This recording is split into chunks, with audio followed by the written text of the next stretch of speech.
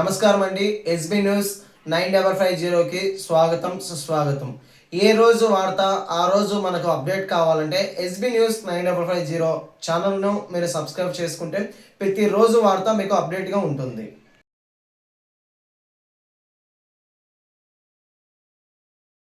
గత ఆదివారం నేను హోలిస్టిక్ హాస్పిటల్లో హైపోటెన్షన్తో వెళ్ళి అడ్మిట్ అయితే నాకు అనుచిత చికిత్సలు అందించినారు. అనవసరంగా నార్కోటిక్ మందులు ఇచ్చి బాగున్న మనిషిని నన్ను సీరియస్గా తయారు చేసి నన్ను ఐసీయూలో పండబెట్టి నా దగ్గర నుంచి అన్యాయంగా బిల్లులు వేసినటువంటి పరిస్థితి. దీని మీద నేను గతంలో డిఎంహెచ్ఓ గారికి కలెక్టర్ గారికి నేను ఫిర్యాదులు చేయడం జరిగింది. వారం అయితే ఉంది ఈ రోజుకి.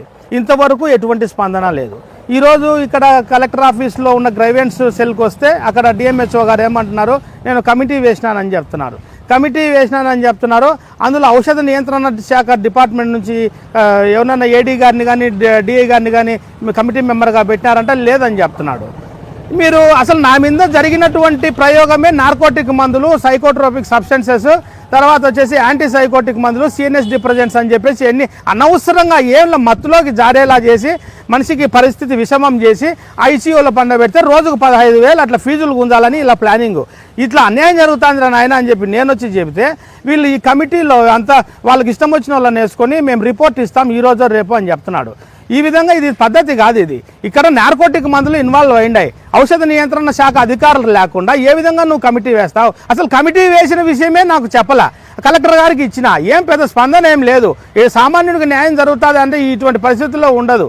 కాబట్టి నేను ఒకటే చెప్తున్నా, ఖచ్చితంగా సమగ్ర విచారణ జరపాలా. అన్ని శాఖల అధికారులు, ముఖ్యంగా ఔషధ నియంత్రణ శాఖ, ఈగల్ ఎన్ఫోర్స్మెంట్, పోలీసు శాఖ, ఎందుకంటే వాళ్ళు చట్ట వ్యతిరేక చర్యలు చేశారు. ఇక్కడ పోలీసులను కూడా నువ్వు ఇందులో భాగస్వామ్యం చేయకుండా ఏ రకంగా కమిటీ వేస్తావా? నువ్వు ఓన్లీ డాక్టర్లను పెట్టుకొని మీరు ఒకటైపోతారు రేపు డాక్టర్లు. సో ఇది పద్ధతి కాదు ఇది. కాబట్టి నేను చెప్తున్నా, ఒక మంచి కమిటీని ఏర్పాటు చేసి దీని మీద సమగ్ర విచారణ జరపాలని చెప్పి కలెక్టర్ సార్ను నేను కోరుకుంటున్నా. కలెక్టర్ సార్ ఉంటారని చెప్పేసి కలెక్టర్ సార్ లేరు. కాబట్టి ఇంకా అక్కడ ఉన్న డిఎంహెచ్ఓ గారికి మళ్ళీ మేము కంప్లైంట్ ఇవ్వాల్సి వస్తుంది. దీని మీద ఏం పెద్ద చర్యలు తీసుకునేట్టేం ఆయన కనపడలే. ఇది పరిస్థితి. వీళ్ళ అధికారులు కనుక నా విషయంలో చర్యలు తీసుకోకపోతే నాకు న్యాయస్థానాలు ఉన్నాయి.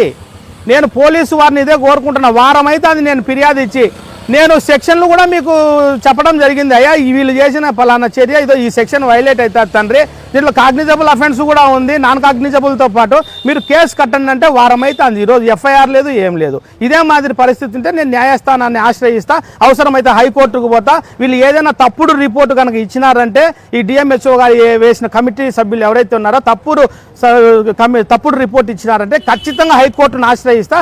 వీళ్ళు కూడా ఈ నేరంలో భాగస్వాములు అవుతారని చెప్పి ఈ సందర్భంగా నేను తెలియజేస్తా ఉన్నా.